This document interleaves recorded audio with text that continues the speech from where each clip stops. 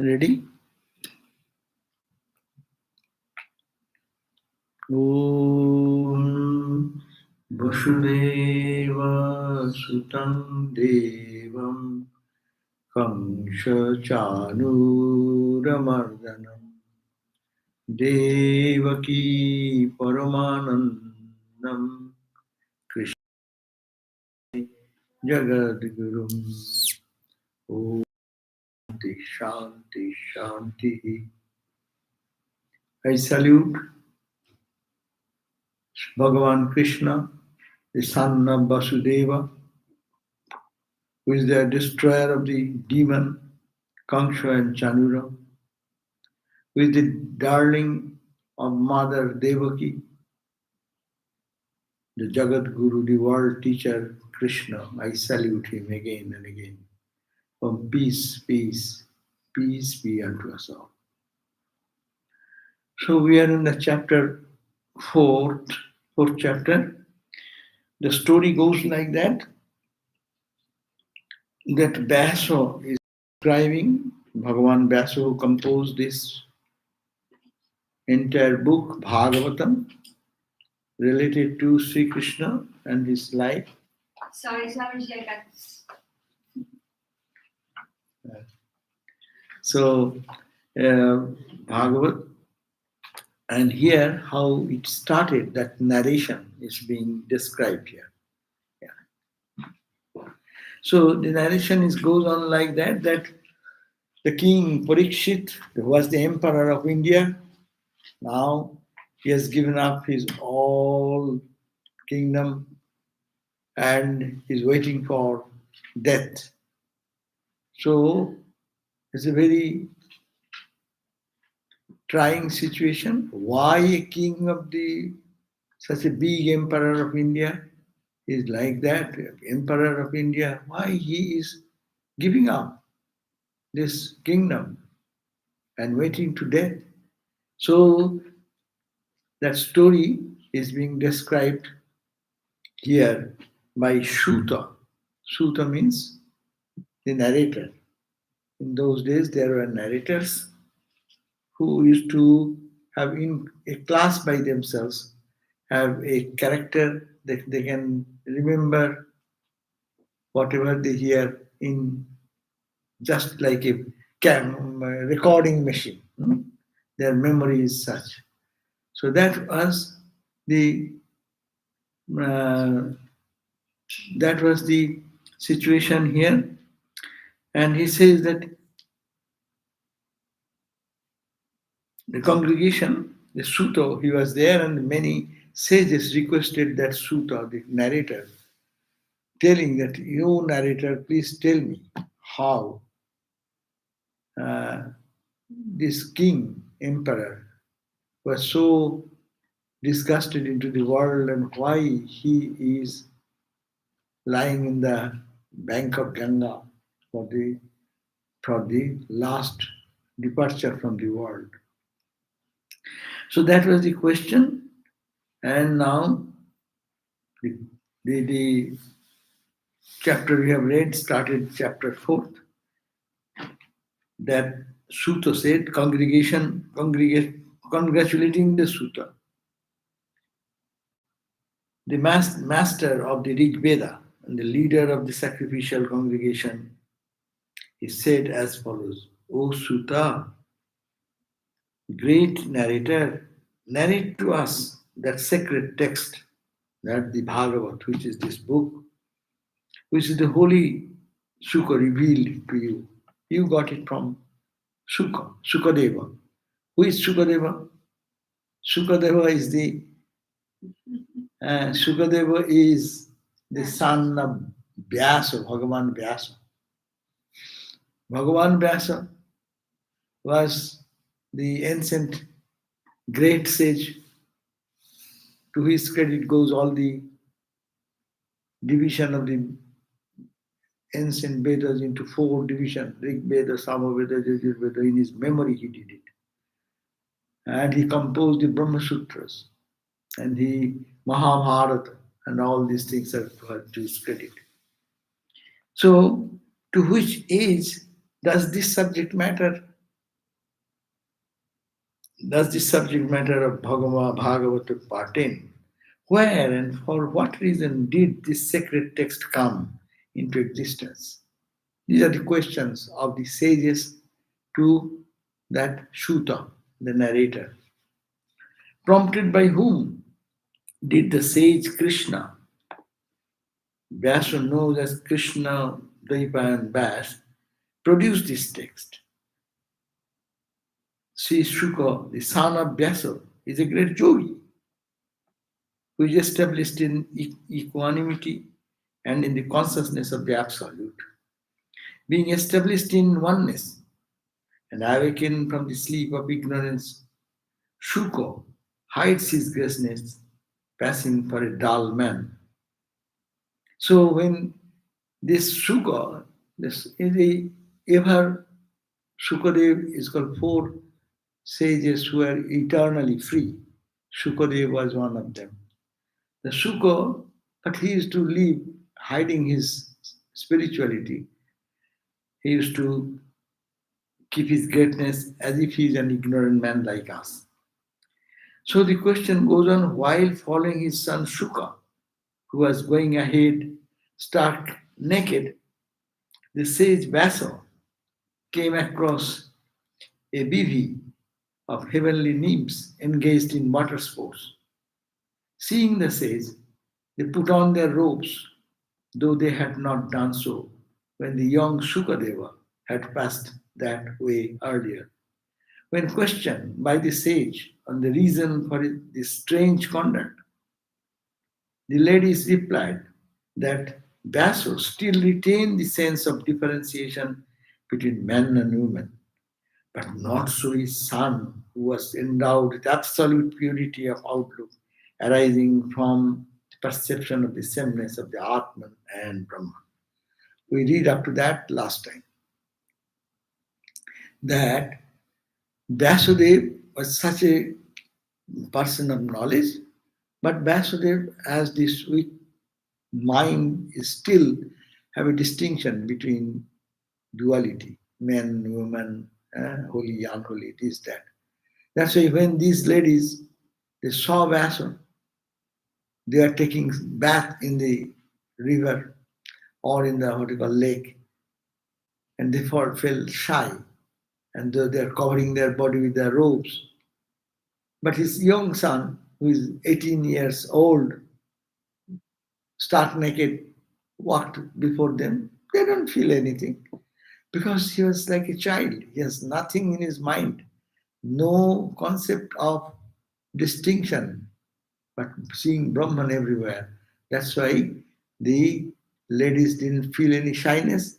But on the other hand, his father, such a great sage, as he is the composer of Vedas and this and that, they are feeling shyness. That means still you have duality, you have the sense of conception of distinction.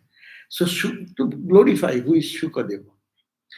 Now today we read from the verse number 6. 6th verse says, moving about as he did, like one intoxicated or dumb or dull.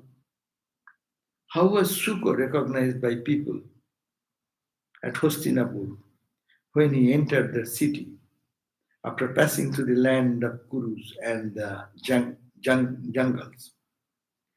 The Shukadev is running away from home and is passing to the jungle and other areas. So the question comes, moving about as he was moving, like a Brahmajnani moves, sometimes like a dumb person, sometimes like excited intoxicated in some consciousness. So that is the, as we hear in the Ramakrishna Gospel, the Brahmajnanis, they remain sometimes dumb, sometimes active, sometimes like an ignorant person. So that is the question. Moving about, as he means Sukadeva did, like one intoxicated sometime, or dumb, or dull. The question is how this Sukadeva recognized by people, that they could recognize him when he entered into the city of the land of Kurus. That is the question by the group of elderly sages who wanted to learn about Krishna's glories and his birth and other things, which the whole book will narrate afterwards. What was the occasion for this conversation between the great sage and the emperor Parikshit, who was the grandson of the Pandavas? Which conversation, you say, lead to this revelation of the doctrine of devotion, which is called the Bhagavatam? So the question is that what was the occasion for this conversation? Shukadeva was going, he was going. But why this conversation, which is big book like this, came up? What is the occasion of that? That this king, Parikshit, who is the grandson of who? Huh? Arjuna's son. Arjuna's son. So this Raja Parikshit, the grandson of the Arjuna, who engaged into conversation. And you say, lead this revelation. And ultimately, you, the narrator, you are saying that you have heard from him that this entire book came out, which is called the Bhagavata, which is the book of only great book of Bhakti school. That is the question. Verse number 8 says, Sri Sukha is said to tarry at a house only for a very short time, just what is required for a milking cow, and that only for sanctifying the place by his presence. Shuka was such a person of wisdom, he will not stay in any place more than a short period, lest he get attached or anyone gets attached to him. So Sri Shuka is said to stay at a house only for a very short time for begging some food or something, and to sanctify the house. That was his purpose, because Brahmagyan is wherever they go, they sanctify the place. So this Sukadev, who used to stay at any place for only split second, you can say, maybe for few minutes, and he stayed for 7 days and nights to relate this entire conversation of the Bhagavat, these books. What is that? How it happened? What is the need? What is the cause of such a highly spiritual person who has no attachment for anything and does not stay at any place more than a milking hour? Milking hour means when the cows are milked. That much time takes to cow a milk.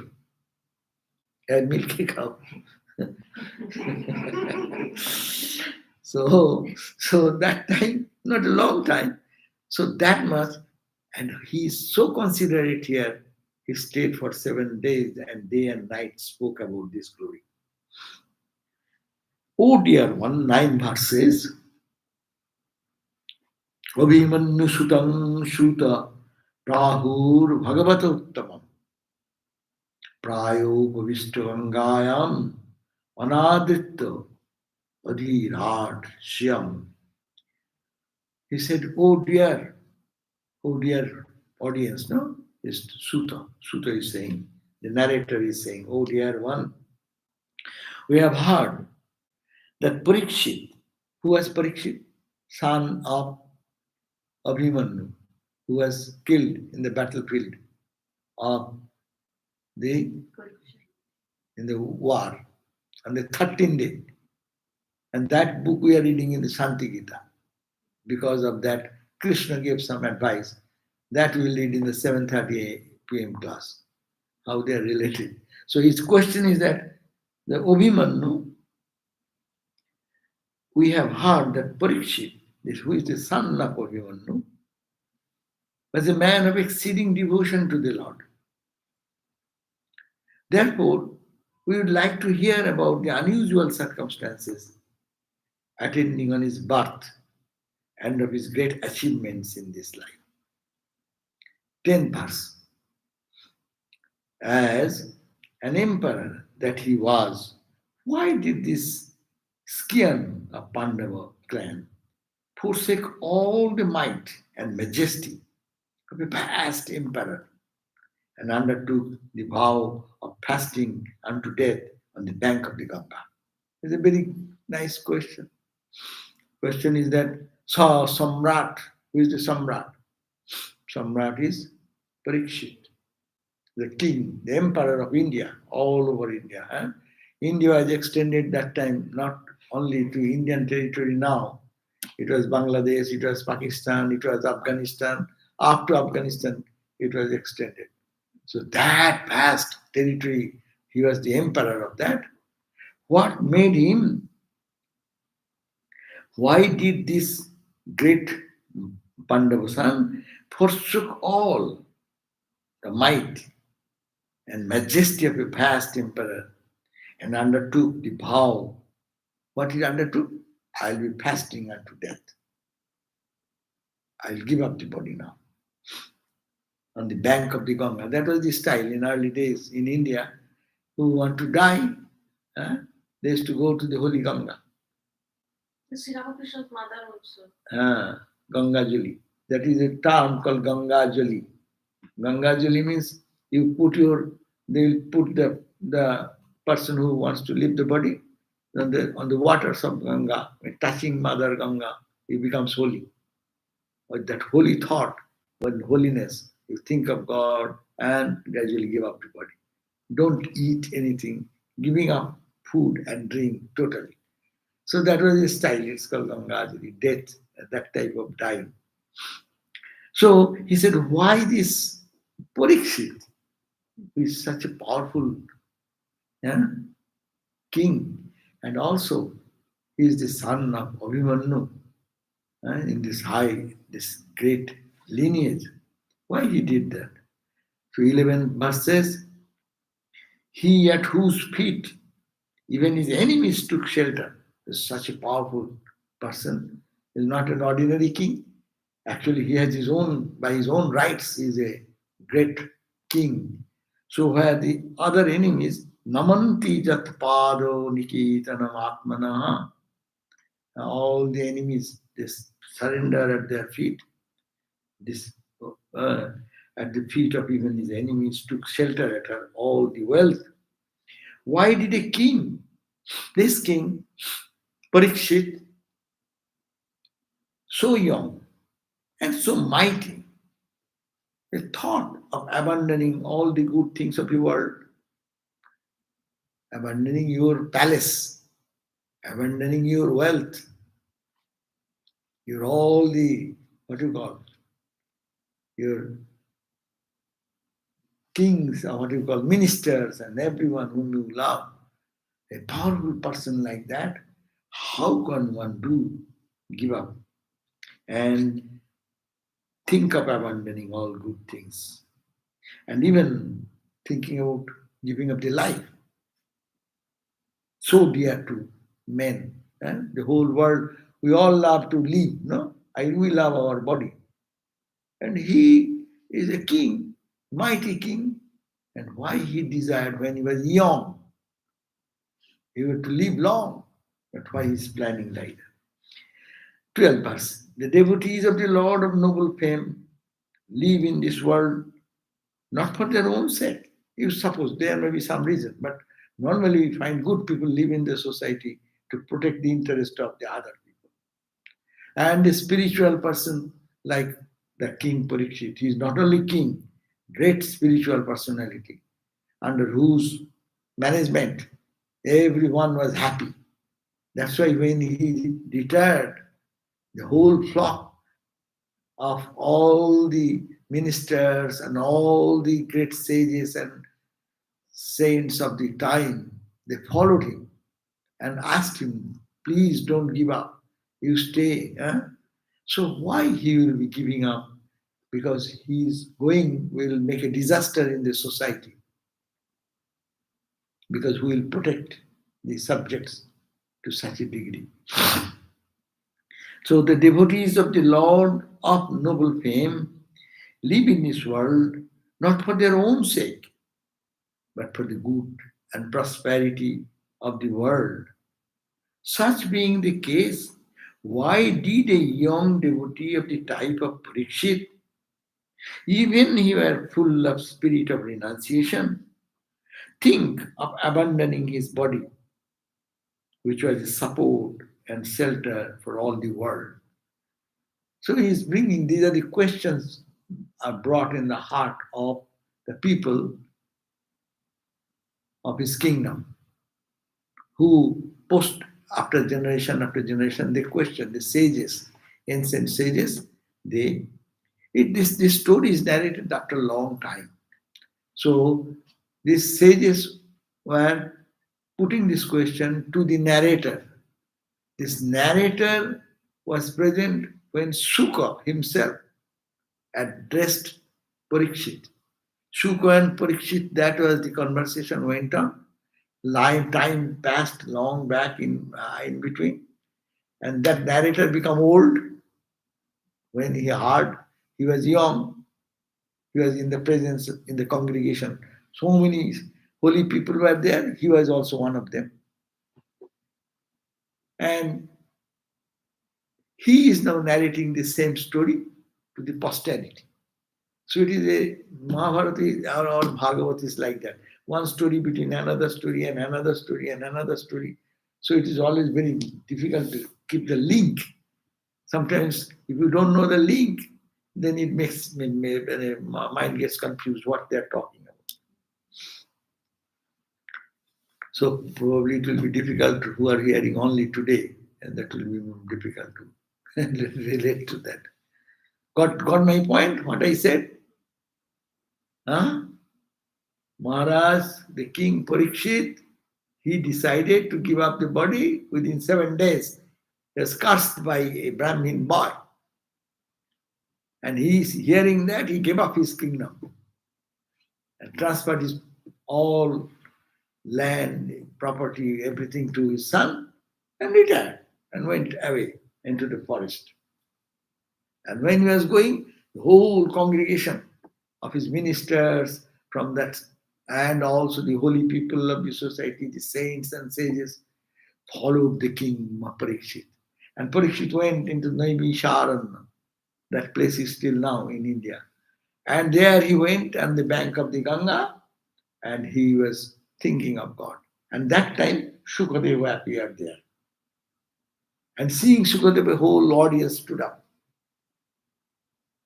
And then King Parikshit prostrated before Shukadeva and said, I have only 7 days. Please tell me how I shall pass these days thinking of Krishna, the Lord. I'll be absorbed in God. So that is the context. And then Shukadev started telling all the spiritual questions. This has happened. And when he was 7 days over, Shukadev was leaving. Then Shukadev, certain people questioned Shukadev, Sir, you are leaving. But what a treasure. You just told for 7 days. The whole world will not get this message. How this teaching can be carried down? And that's what we are getting today. This book even today. He said, no. Yes, he looked at the audience and found that there is one man sitting over there. This is Shukadeva. And then Shukadeva said, that is the guy, that narrator. He will memorize everything and he will carry it to the posterity.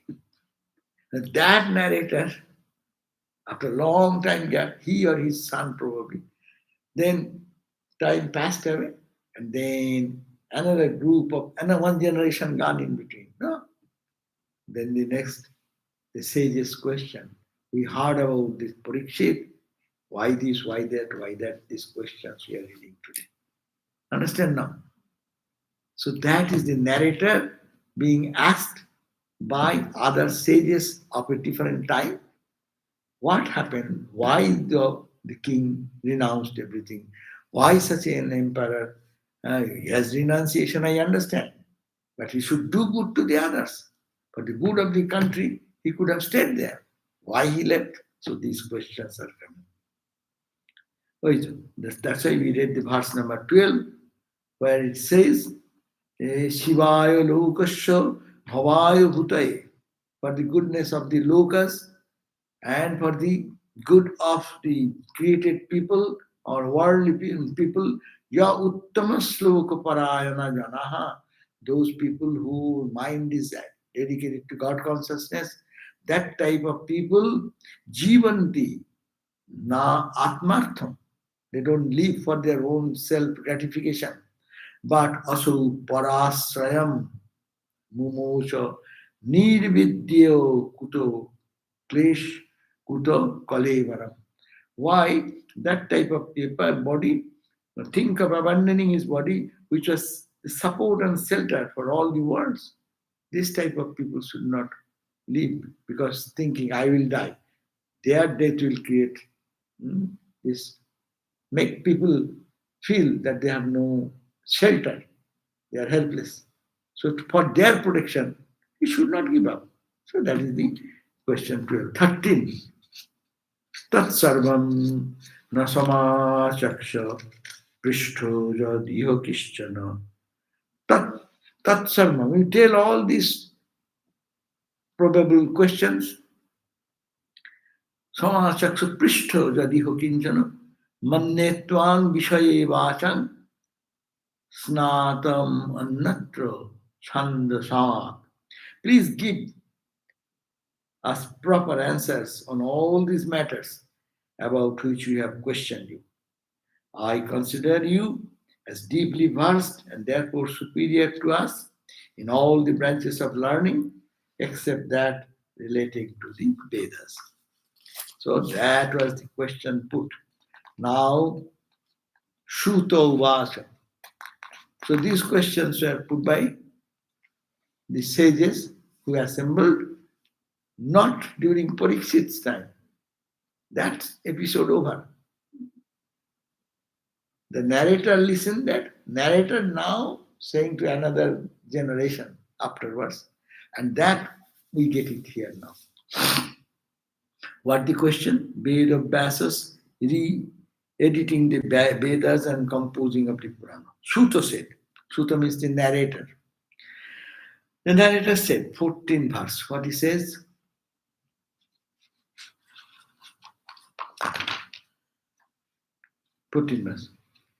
दापरे समनुप्राप्ते तृतीये युग पर्याये जातो पाराशराज्योगी व्यासख्यं कलया हरे. He said, towards the close of the Dwapara Yuga, there are in Indian tradition 4 yugas. Satya, the Yug called the Golden Age, Satya. Treta, the age of Rama. Dwapara is the age of Krishna. No? Satya, Treta, and Kali. We are in the Kali. Where Dharma was in the highest, Dharma and everything was highest in Satya, the highest, Golden Age.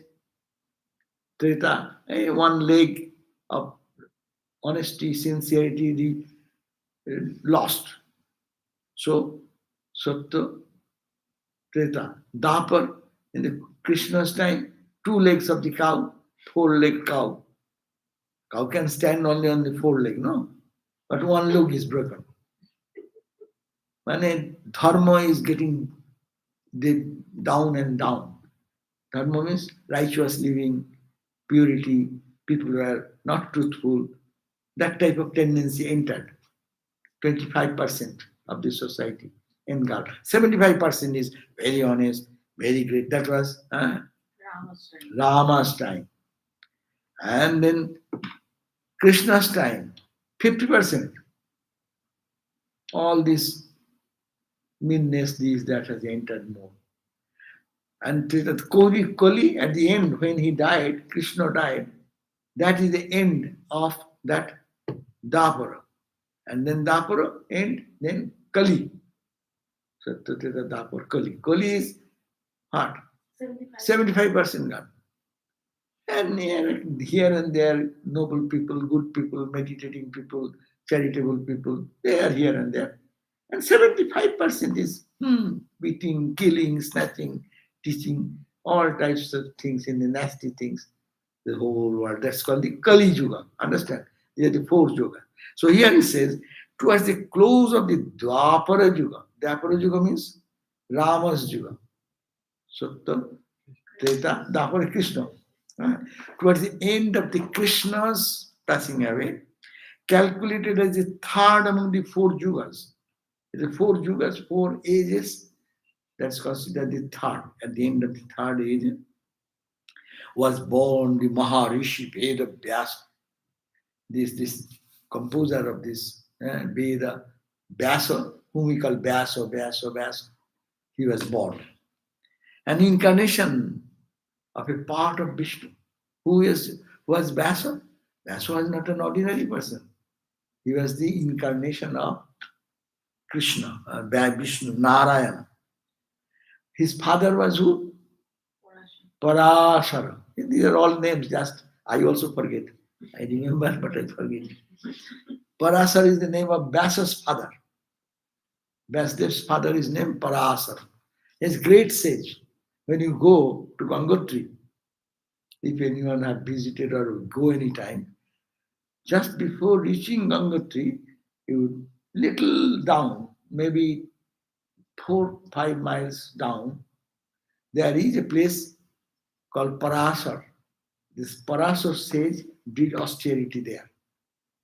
Freezing cold, holy Ganga is flowing, no? And there is we happened to be there, stuck there one time while we was going to Gangotri.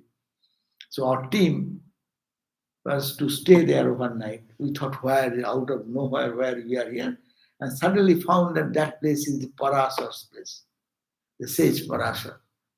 And there is a hot fountain. And actually very striking because so much freezing cold, and you suddenly find in the high altitude one, what is called? Hot spring. And because he says Parasar used to take a bath and do austerity, it's so freezing cold, by his power of tapas, he created that hot spring. So anyhow, that's a holy place. So Parasar is the father of Vyasa. Vyasa, his son is Shuka. Shuka's father, Vyasa's father, Parasara. So it's an incarnation of Vishnu, who is the son of Parasara, by the daughter of the fisherman Bashu, Satyavati. The mother is Satyavati.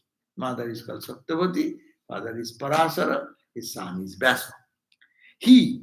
And from Satyavati, whole Mahabharata came. Satyavati. From Satyavati came whole Mahabharata. Okay.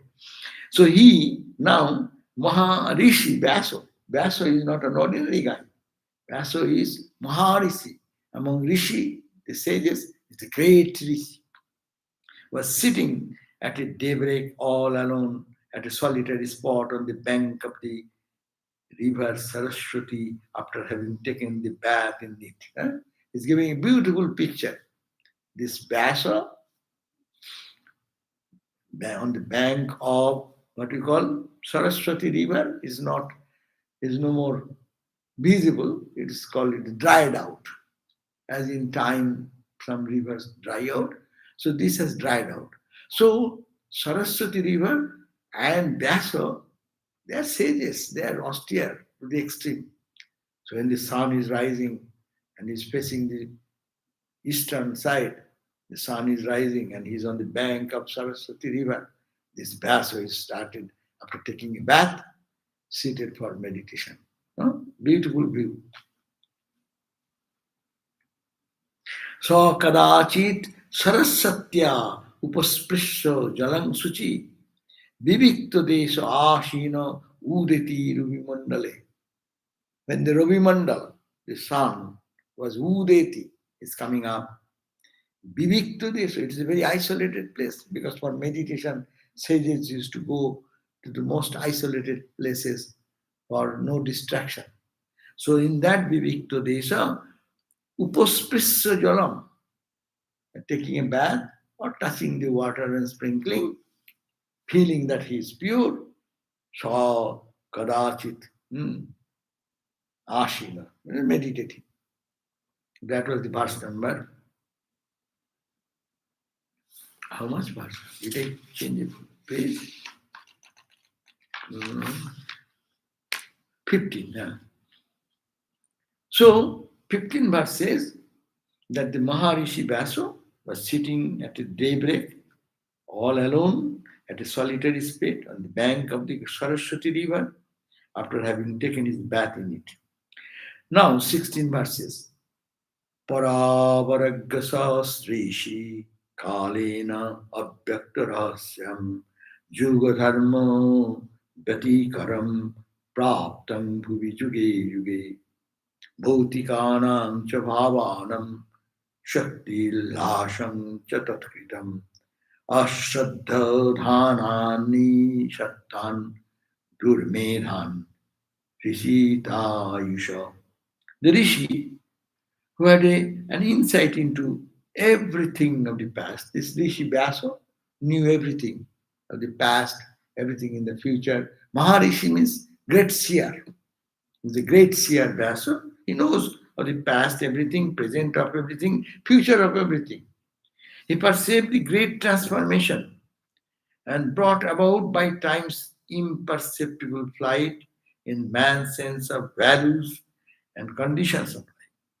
Seeing the fast decline in man's health and strength.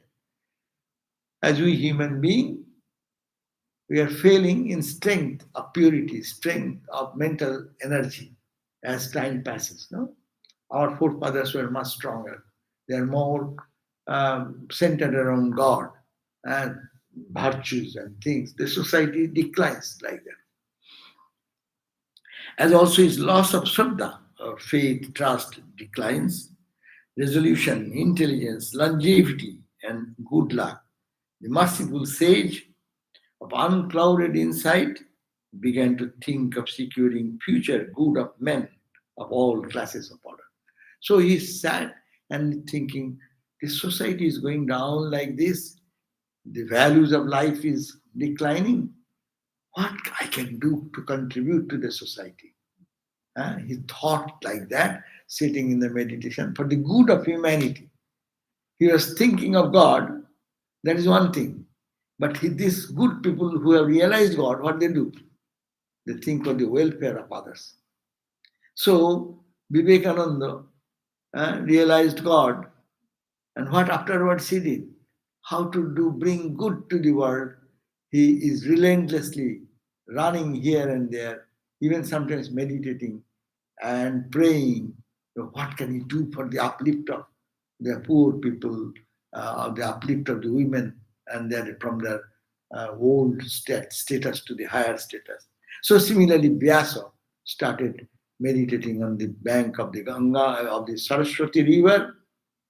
He is adept in so much of knowledge, in so many subjects, and seeing the fast decline of man's health and strength, as well as loss of faith in God and himself, resolution, loss of resolution, loss of intelligence, longevity, people used to live much longer with good health and good luck. This merciful sage, whose mind is not clouded, unclouded mind, began to think for securing the future of good of the humanity. 19th verse. He re-edited the Veda.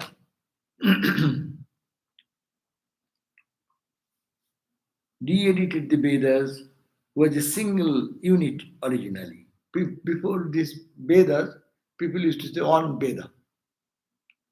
But it is he divided, re-edited. That's why it is a beautiful term. He didn't create Vedas. Only now computer does all these things easily. You just click and computer, but his brain computer did all this. It's a matter of joke. We cannot remember 700 verses of Bhagavad Gita. How many people can remember Gita? 700 verses only. And then you say, organize it. What are bhakti? Separate out. What is jnana? What is karma? Mentally. Can you do that? And he Mentally read all the Vedas. You see the Vedas, if you want to see Vedas in our counter there. Big book that printed with the glass case. That entire Vedas, he listened and memorized here in his brain. And mentally thought this should be the musical part, Sama Veda, Rig Veda, Jajur Veda, Atharva Veda. Mentally divided. Not only divided, classified, and then prepared. Hey, you are my child. You will take care of the Sama Veda. You remember, you cannot take the whole lot. Take one. And he created 4 students who made them the in charge of each Veda. And that's why Veda tradition till we are getting. It is the glory of that one Veda into 4 Vedas classified by this Vyasa, whom we are reading, the glory of them. So he re-edited the Veda, which was a single unit originally, by dividing into 4, so that the sanctifying institution of Vedic Jagna, all the fire worshipper, oblation, giving oblation, this mantra of offering, these performed by the 4 officiating priests may not disappear from the human society. So in the Vedic Jagna, even you do not, every place there will be 4 specialized authorities of the yogas. That is Samaveda, Rig Veda, Jajur Veda, Atharva Veda. 4 priests who are expert in their own lineage should be present there. Whether you are doing mistake, chanting the mantra, the priest is doing the mantra, but they should be sitting over there. Have you seen in Houston? I saw there was a big Vedic Jagna installation of one temple was, and there I saw the 4 priests are sitting. This is the point. They don't do any. They sit only, but they will see whether the priest is offering rightly or he's talking the mantras are chanted properly or done. So performed by the 4 officiating priests may not disappear from the human society. So that to retain that Vedas and the Vedic lessons in the society, he did that. He then revived the Vedas by editing it into 4 books, Rig, Shama, Jajus, and Atharva. And he brought into existence the Itihasa and the Purana. What are the Itihasa and Purana? This is called Purana. Bhagavatam is called Purana. Itihasa, the sacred traditional histories. History we know. Itihasa means history. People don't forget their past. So he created the Itihasas and Puranas. That means the sacred. Ramayana and Mahabharata is called Itihasa. Because traditionally talking about the glories of Rama. No? And then they can imbibe the courage, the strength, how to fight in life for justice, this, that. So it is a history side. And Puranas, the sacred tradition of history and ancient secrets, lores. This is called the 5th Veda, Itihasa and Purana. Had it not been for this work of this great Rishi, man with his deteriorating intellectual capability would have forgotten all this massive sacred heritage. If these books were not there, and those tradition, people who could memorize. That's why in ancient time it is all in the brain, memory. Even today, you go to the South India, you find that somebody is learning the Vedas, one teacher will be sitting only, and the students all around. And the teacher will be raising his hand and mark up, down, flat, no? Udatta, Anudatta, and Swarita. And then chanting like that. And the student has no book. Teacher has no book. The book in his brain, memory. So that is the way the traditional purity of these things have been maintained. So Itihasa and Purana are post-Vedic, but that also gives the continuity of the tradition and culture of the country.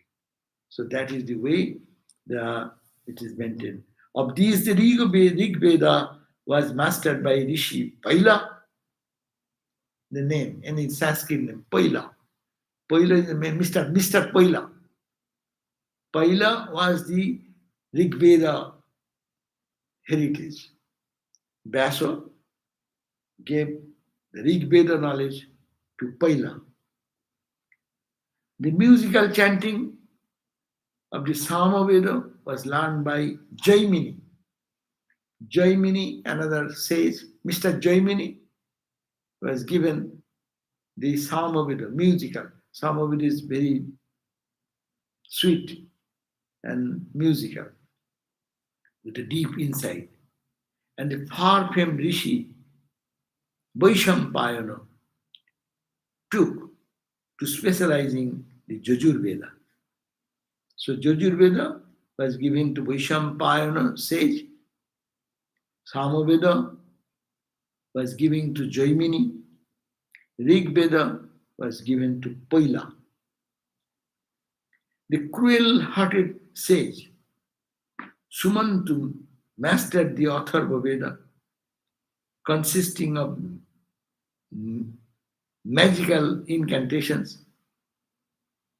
while my father Romaharsana was entrusted with the study of Purana and the Itihasa. This narrator is saying, my father, whose name was Romaharsana, he was entrusted with Itihasa and Purana. That means my father was entrusted by Vyasadeva this wisdom of Itihasa and Purana. And the cruel-hearted sage Shumantu, I do not know why it is called cruel-hearted, because he used this incantation and magical incantations of the Atharva Veda. Transmitted by these sages to their disciples, and by the latter in turn to theirs. That means these are the Paila, Jaimini, all these sages. Vyasa gave them the responsibility for one Vedas. And the narrator who is telling us, his father, Romaharsana, he was given the authority of what? Itihasa and Purana. And transmitted by these sages to their disciples. Then they handed over to their disciple, and by the latter in turn to theirs, these Vedas become diversified into many branches through succession of disciples. It is this Veda, re-edited and divided by the good and kind-hearted Vyasa, that men have somehow managed to preserve among them. So that is the thing, the Vyasa's glory. Women, Sudras, and degenerate men of twice born, Varnas, Brahmana, Kshatriya, and Vaishya, have no right to hear of the Vedas. So, especially for the benefit of those who are debarred from Vedic rites, the sages Vyasa, out of piety for them, composed this Itihasa known as the Mahabharata. Why they are said women? And this is a controversial issue. Why the men folks will be allowed to Vedas and not this to the women. Women Sudras, and degenerate men of twice born. Meaning, what? I think this was the reason. In early days, women had to do so much work. I got this explanation from one of our sons. Women had so much responsibility for taking care of the children, taking out of all the activities of the home, cooking, cleaning, this, that. They're so overburdened. There's no time for them to engage themselves in the Vedic chanting, which is so elaborate. And it takes hours and hours of time. So they were exempt. But they, by their service, because they are doing service to everyone, helping because they are serving, that's why they are doing this chanting. If no one serves the food, chanters will cannot do chant. How they will survive? So they are indirectly they are serving the process.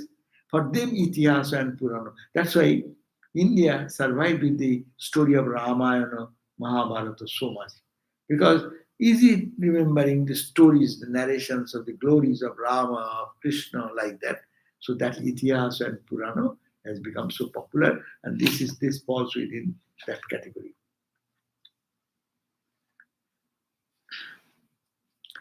But their question remains, don't ask me why this injustice. No, in Judaism also like that. A Jewish mother Uh, take care of children at home and uh, like that. But as always, the father and the rabbi is always reading Talmud and all this thing. The study part is there. But what I don't understand, they are also very ancient religion, and it is natural that mother is taking care. But they don't always mention that women. It is always that it takes hours and hours to read the scriptures. That's Women true. cannot provide time. But why to mention it all the time? Mention it, yeah. Now, because they are not reading. If a whole society, no woman is studying the Vedas and chanting like the boys I said. Because from this childhood they have to with the mothers. A girl born, she is helping the mom and grandma and taking care of the entire cooking, cleaning, serving, and doing the chores. It fell upon them. So for that reason, there is a reasonable side, but it's not should not be restricted to that. That's why Swami Vivekananda came in this age and lifted all these restrictions. That it will be universal. What men and women? He said, I will be, I will, I will break this distinction between men and women issues. Huh? That's why in this age, men are sannyasis, women are sannyasis. Men uplift. Holy Mother came. That is the new revising their own faults, maybe, which has been said before. It is correcting that, or for the good of the present age. And Ramakrishna says it's Satya Yuga, because golden age is coming. Golden age, yeah, everyone used to read the Vedas and Upanishads. No? So to revive that, this new evolution has happened. Swami Vivekananda Ramakrishna came for the women's regeneration and putting them there in the altar of reverence and respect.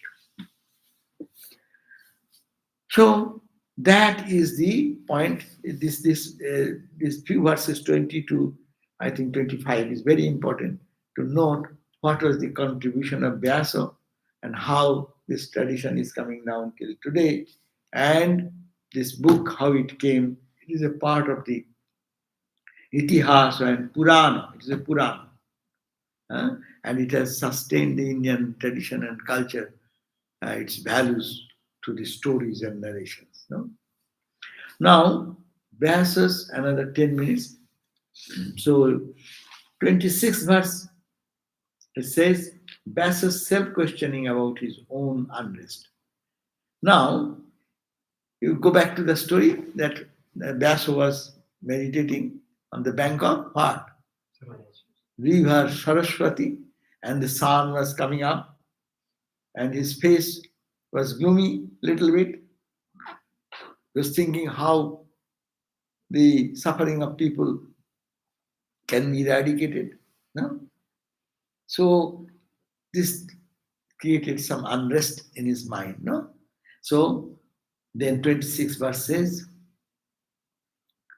Evam pravittasya sada bhutanam seyoshi dija sarvatmakenapi yada natuspada hridayam tataha. The holy man, oh holy man, then who is addressing oh holy man? Hey, that's the back and forth, always conflict. The sutta is now telling, the narrator is telling, oh holy man, who questioned so many questions just now. Why now? Why he was born? Why this? Why that? Says, oh holy man, the sage Vyasa experienced great dissatisfaction.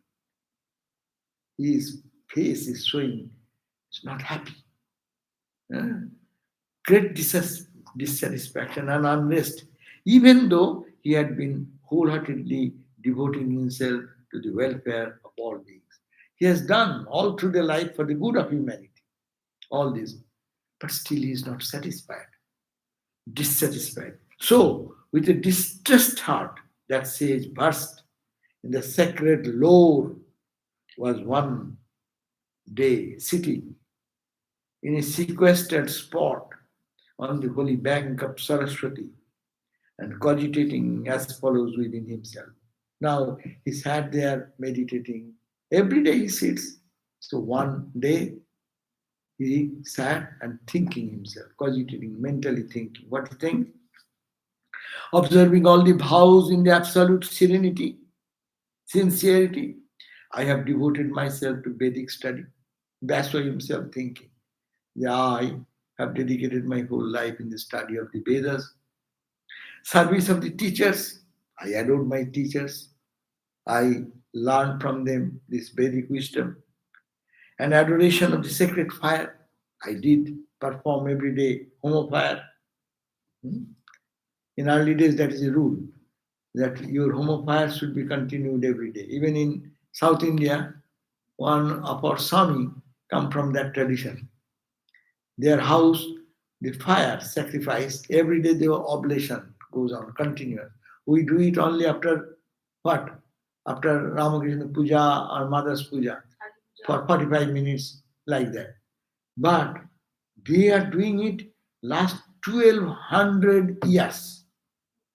The light was never off, continuously putting fire and oblation. What is spiritual tradition? So that Vyasa said, I did all this. I did serve my Guru. I learned Vedas and I distributed the Vedas for the purpose of this. Uh, in the guise of Mahabharata, because already he has written the Mahabharata, I have also made available to people who are debarred from the Vedic study the truth contained in the Vedas, that is the knowledge of the fourfold meaning, dharma, artha, kama, moksha. That means this Mahabharata I have described, written, which describes our dharma, righteous, Yudhishthira dharma avatar. This in the itihas. It is like a written in such a way that people will know this much is the ideal of dharma, artha, how to be rich, but how honestly it should be. I have described all these dharma, artha, kama, moksha goals. Still, alas, I am considered great and perfect among those endowed with luster of spiritual refinement, fail to feel the enrichment and joy of the spirit. I done so much. This is a beautiful verse, no? I have done Bharata Vyapadeshena Yamnayartha Sadarshita Drishyate Jatta Dharmadi Stri Shudradi Vir Api Achyuta. Even those who are deprived, they have no other way to realize God. I have created this Mahabharata for them to remember, to read and contemplate. So men, women, for everyone's benefit I did. But I am not finding joy in that spirit.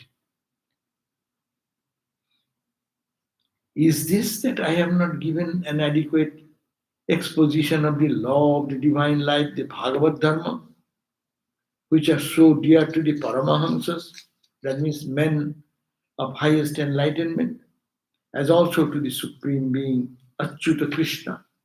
So did I lack? I have done everything. But did I lack in not giving adequate expression of the divine law, Bhagavata Dharma, that is called the Dharma of the Sanatana Dharma or Bhagavata Dharma. So Dharma, which mentioned in the Bhagavata, means as taught by Krishna, have I not given that enough? Which is so dear, and this Bhagavata Dharma is very dear to the Paramahamsas. Who are Paramahamsas? Those who have experienced God in this Brahman, in his absolute aspect, but still they roam around in the world. They love to hear about Krishna Katha, Rama Katha. So have I not done enough? As he was thus cogitating, he was thinking in his mind, Vyasa sitting, meditating, thinking that I have done so far, so much for the intellectual people. I have done the Brahma Sutra. For the other people, I have done the classification of the Vedas. I have created this Mahabharata for the people who are deprived from reading the Vedas. Did I not explain it very clearly, more clearly? Something is lacking. Then why I am dissatisfied now? What to do? She was thinking like that. And then, as he was thus cogitating, that is the verse number 33, Narada, great sage Narada, arrived at the hermitage of Vyasa. But Narada goes everywhere with a single stringed instrument. He is always happy, chanting the name of God and teaching everyone to chant Krishna, Krishna, Hari Ram. No? So he appeared suddenly in Vyasa, before Vyasa. He appeared means he does not need any vehicle, no car. He can fly anywhere and appear anywhere. He can disappear anywhere, he can go anywhere because he's ever free soul. So the hermitage of Vyasa's place, this is Narada appeared, who was enwrapped in grief. Vyasa was enwrapped in grief. His face shows that he is in grief, owing to this sense of unfulfillment in his life's mission. I have done so much, but still I am dissatisfied. So that face was full of dissatisfaction. And there Narada appeared. Knowing that the guest newly arrived was no other than sage Narada, adored even by the Devas, Vyasa got up at once and received him with due devotion. Huh? Leaving the meditation seat, the Vyasa got up and prostrated before Narada, sage Narada, and then we'll start the next chapter, 1.5.1. We'll start next day. So we ended the chapter 4, verse number 33. That is the end of the 4th chapter. So, even if we don't understand much, but it's a very nice story. And how the history and India survived with these types of spiritual stories and expressions. That is the Bhagavatam. But they explain so much.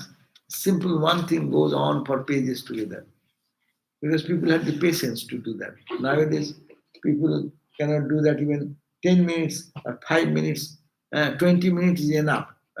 What is called the span. What is the span? Attention span. Attention span. And to read these 16,000 verses, who has it? But previously people had the capacity. They say, even earlier days, I heard that San Francisco, Swami Ashokananda, he used to give talk, lecture. He comes to the mood and he starts lecturing. And they forget that microphone is here. He's walking this way and that way on the platform. And it goes 45 minutes goes, 1 hour goes, 1.5 hours goes, sometimes 2 hours. He's oblivious of it. He start going on talking to him. And patient here, listeners are there. But here, after 15, 20 minutes, 30 minutes, people look at because our capacity is less. So, okay, we end here. Om Shanti, Shanti, Shanti. Yes. Shanti Gita. Acha. What happened to Narada, to Vyasa when Narada appeared? Narada appeared there. Yes. Now we'll hear Narada will talk with Vyasa. Oh, And Narada, Vyasa will say, That you need to wait 1 week. and next week, Yeah. we are, You know what Narada said. You have to come wait next 1 week. Yeah. and then you have to say, Narada will say, hey, I see that you are so unhappy. Why? And he said, I do not know. I have done so much, but cannot. They say, oh, you did, but you have not written the life and stories and the beautiful lila of Bhagavan Krishna in elaborate form. So then this book came out. The inspiration is from there. Okay? Okay.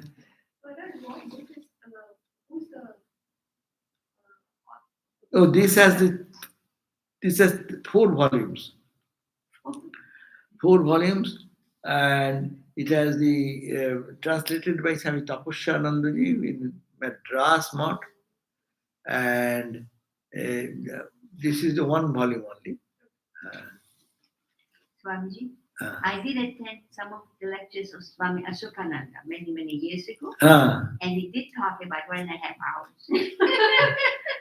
how much? Lectures for 1.5 hours. 1.5 hours. You have audio. You have to testify that. Yeah. No, that was my mindset. In our school days when we were young, minimum class was 1 hour, no? So we are habituated with it. But now, though it is 1 hour, how long you give the class? Little, as quickly as possible, and you have to make them digress their move to from one to other. But people had the concentration level was different in those days. Our distraction level is too much. So you would watch the television, how much distraction level, how much is concentration level, how speed it is going on so fast. So that is where we are also trained. Okay, then we'll meet you again at 7:30 with the Santi, the same Abhimanyu, death of Abhimanyu. Will give the Vedantic idea of nothing is true, all is Maya, all is this. Yes? Bharat, you said Samaveda is knowledge about the music. So Knowledge about music, no. Truth is spoken in the musical form, like a poetry, like a prose. Prose order, poetry order, music order. So, which part does Upanishads and Every Upanishad, there is Upanishad of each Vedas has Upanishad. That's why you say, some Upanishad says Atharva Veda, it is a part of Atharva Veda. You will find that the Upanishads that then, Isha Upanishad is what? A part of Krishna Yajurveda, Shukla Yajurveda. These are different Vedas. Upanishads are different. Which belongs to what? okay, then Chandi also is part of Chondi? No. Chondi will be not part of Vedas. the Markandeya, that is Purana. Oh, Purana and Itihasa are separate. So in the beginning, you said that the question was why Parikshit wanted to leave his body. So That will come much later. Now it is the question, when the story within the story within the story within the story. Now you come to know why Baso was morose, why she was not satisfied. Then Narada will say, hey, you have not narrated the life of Rama, Krishna, elaborately with Yogeshwar, and then your heart will be soothed. Then will come the Krishna story, and in that story will come. That is, these books are so profound. That's why the people who narrate those things, they can take one story of it, 2 stories of it, and mesmerize the thousands of audience with their stories itself. The stories are very profound. And that's Puranas. Puranas are stories. Mm-hmm. The Purana. meaning of Purana means stories. Now, Purana does not mean stories, but Purana is in which the stories of the great souls are mentioned, like Purana, Bhagavat Purana. This Purana is means called old. The what? Old, ancient. Yes. Old. ancient lores, ancient stories. Ancient stories. So Bhagavat is the Bhagavat Purana, Devi Purana, Vishnu Purana. These are the Purana. Purana means old story of Devi, of Bhagavat, regarding Bhagavan, Krishna, like that. Anything is there? Any question is there? No. Good, no question. Thank you. Thank you, Swamiji. Okay, see you again. Jai Ma. Jai Ma.